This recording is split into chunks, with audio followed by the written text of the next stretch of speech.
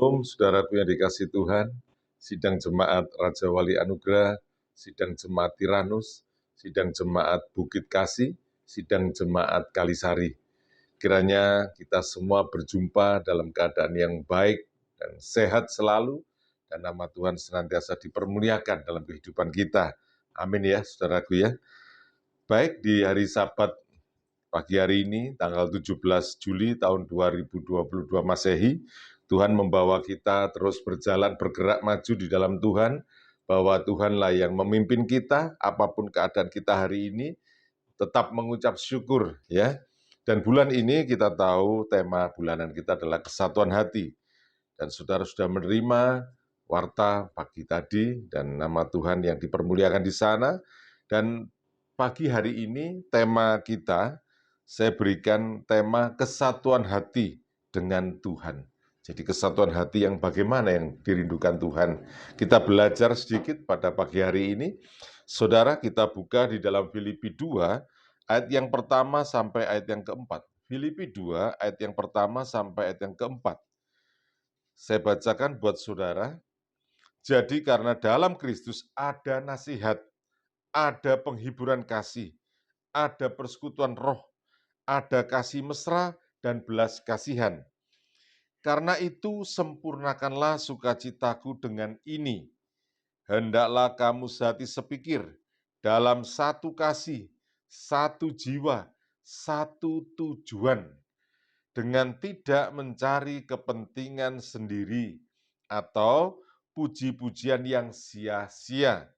Sebaliknya, hendaklah dengan rendah hati, yang seorang menganggap yang lain lebih utama daripada dirinya sendiri. Dan janganlah tiap-tiap orang hanya memperhatikan kepentingannya sendiri, tetapi kepentingan orang lain juga. Amin.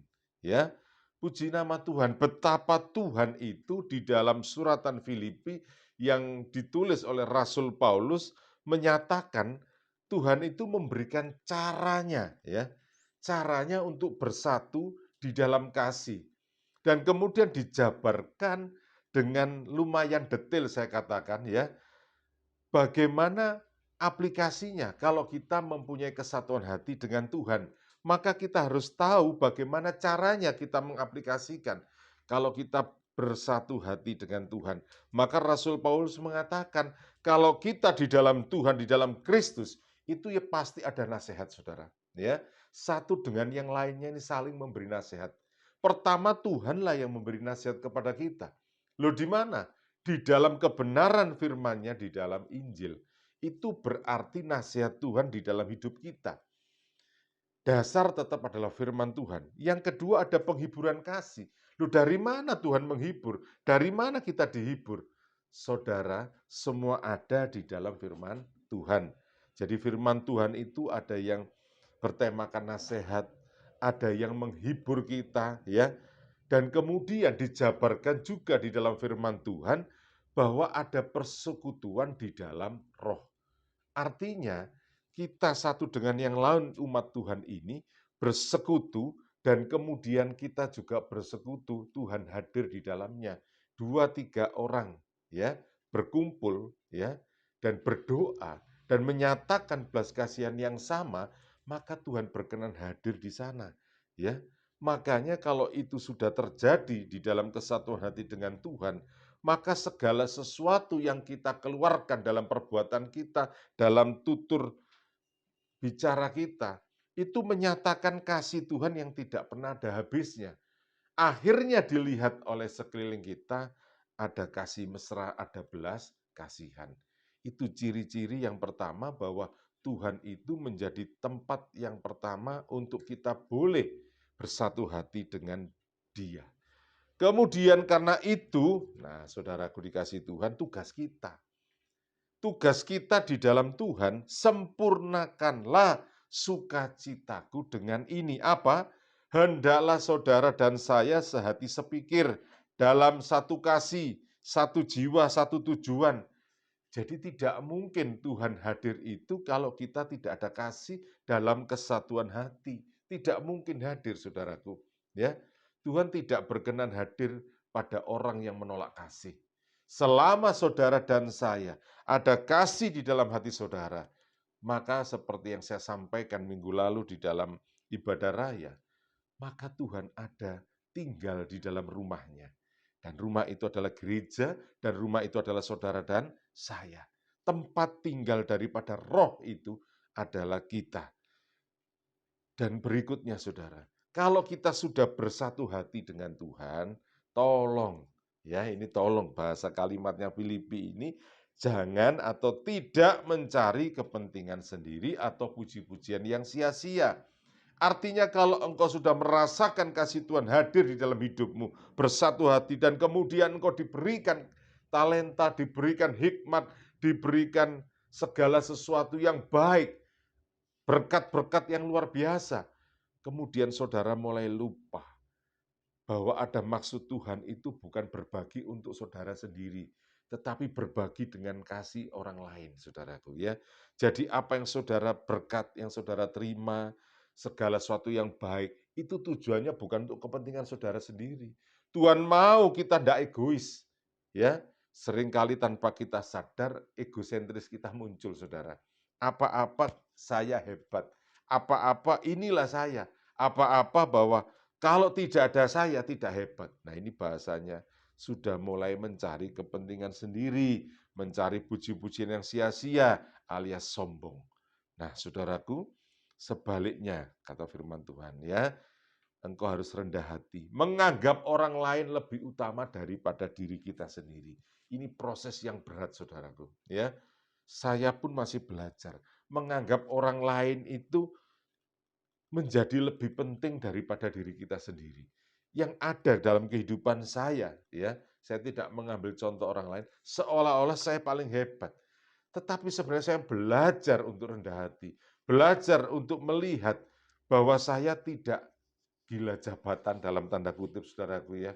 Saya berusaha bahwa segala sesuatu biarlah amanah itu yang saya kerjakan, ya.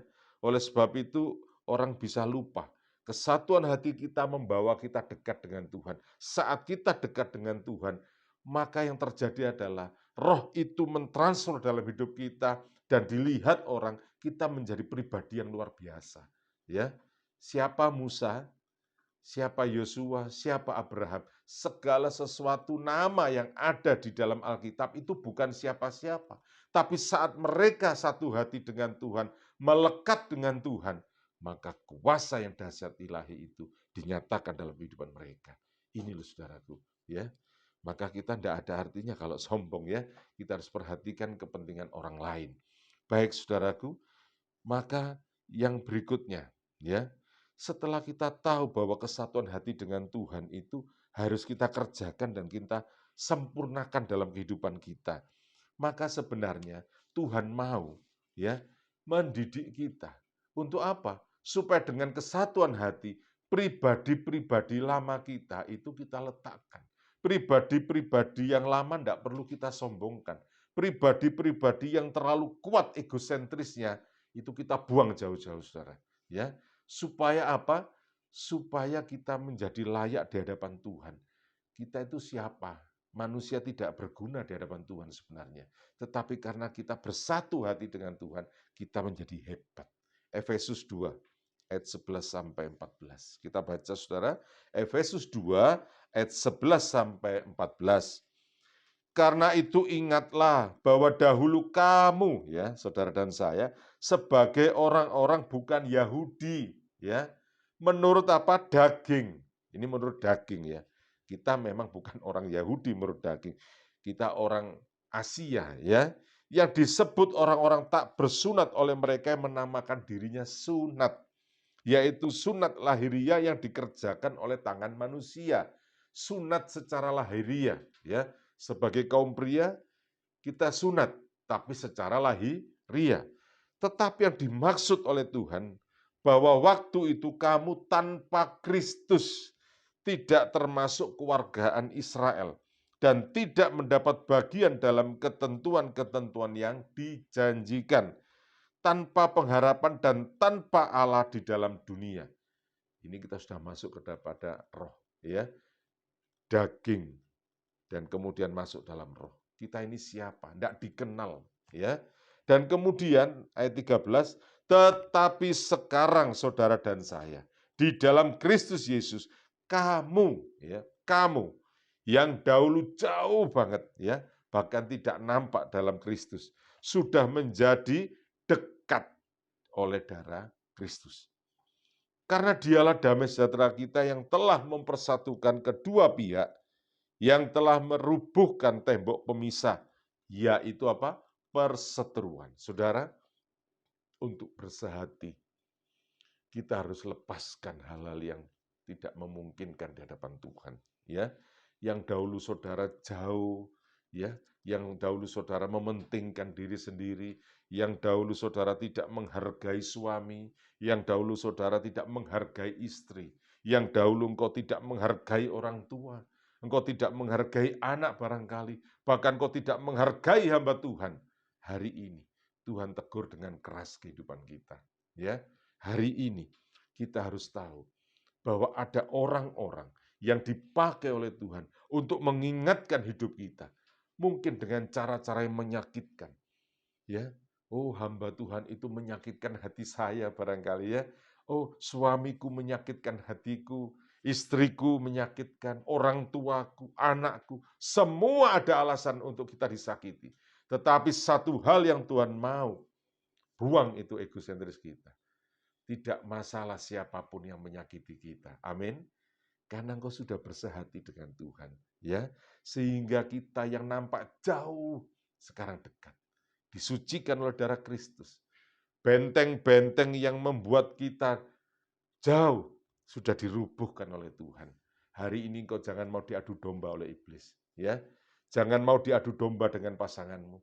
Jangan mau diadu domba dengan anakmu. Jangan mau diadu domba dengan orang tuamu. Itu semua pekerjaan-pekerjaan si jahat. Selama engkau bertahan dan bersatu hati dalam Kristus, tidak ada yang mampu untuk memisahkan kita. Perseteruan itu sudah selesai di dalam darah Kristus. Ya, saudara, yang terakhir. Kolose 2 ayat 6 sampai 7. Setelah kita tahu di dalam menikmati kasih Tuhan ada kesatuan hati yang tadinya sunat secara lahiriah, sekarang sunat secara batiniah, ya. Dan kemudian Kolose 2 ayat 6 sampai 7 katakan, kamu telah menerima Kristus Yesus Tuhan kita. Karena itu hendaklah hidupmu tetap dalam Dia. Artinya tetap itu apapun badainya. Tuhan izinkan itu terbaik untuk mengoreksi ego kita, untuk mengoreksi kesombongan kita, untuk mengoreksi kekurangan kita. Ya, kita harus tetap tinggal. Berikutnya, hendaklah kamu berakar di dalam Dia dan dibangun di atas Dia. Hendaklah kamu bertumbuh teguh dalam iman yang telah diajarkan kepadamu dan hendaklah hatimu melimpah dengan syukur. Saudara, kalau engkau mau bertahan, engkau akan bertumbuh.